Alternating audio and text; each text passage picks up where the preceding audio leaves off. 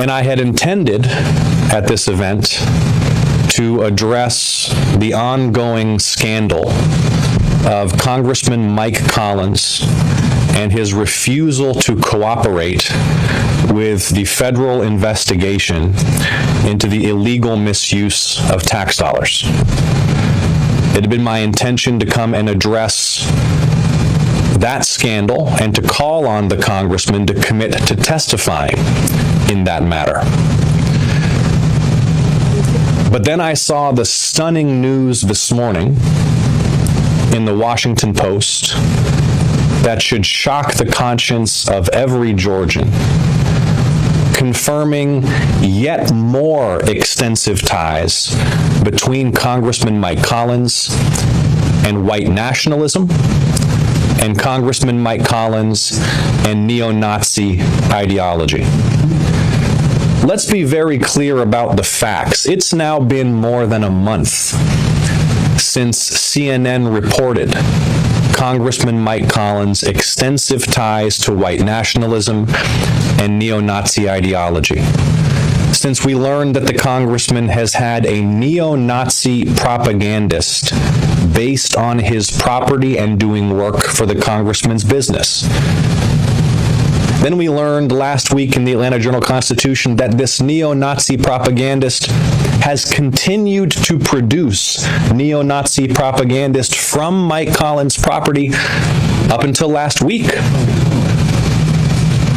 And then we learned, because some of the communications leaked from the congressman's office, that the congressman's chief of staff was briefing some of the nation's most notorious white supremacists on their efforts supporting a Holocaust denier.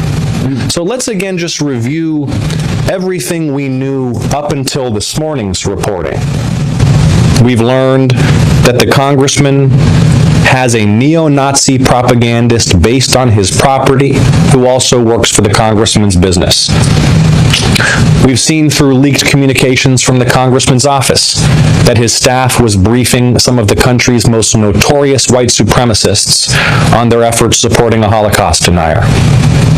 And now, what did we learn this morning in the Washington Post?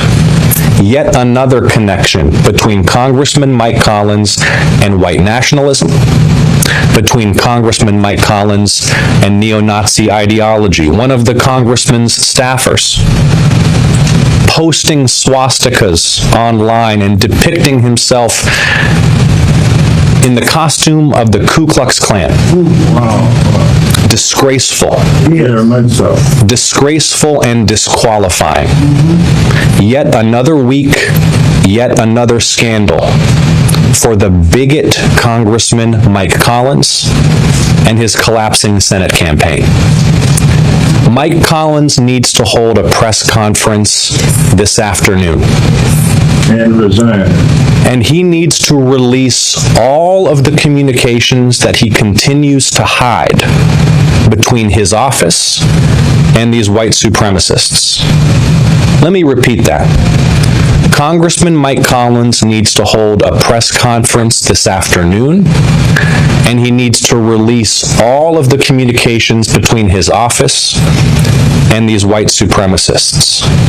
It is the year 2026 in the state of Georgia. It's not 1935.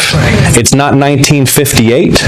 It's the year 2026, and we have a sitting member of Congress and a candidate for the United States Senate with extensive ties to white nationalism and neo-Nazi ideology, new ties released even this morning, who still refuses to release his own office's communications with some of the nation's most notorious white supremacists. And for the reporters in attendance today, please remember that this is not mere allegation. This is CNN reporting.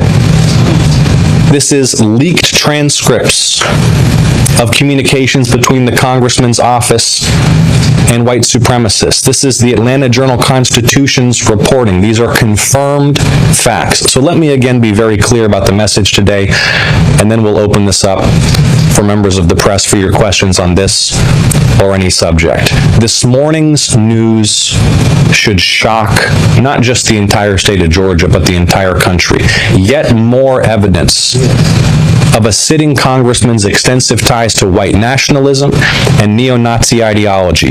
This time it's swastikas and the costume of the Ku Klux Klan. Unacceptable and disqualifying. And today, not tomorrow, not this weekend, but today, Congressman Mike Collins needs to address the press and the public, and he needs to release every single communication between his office and some of the nation's most notorious white supremacists.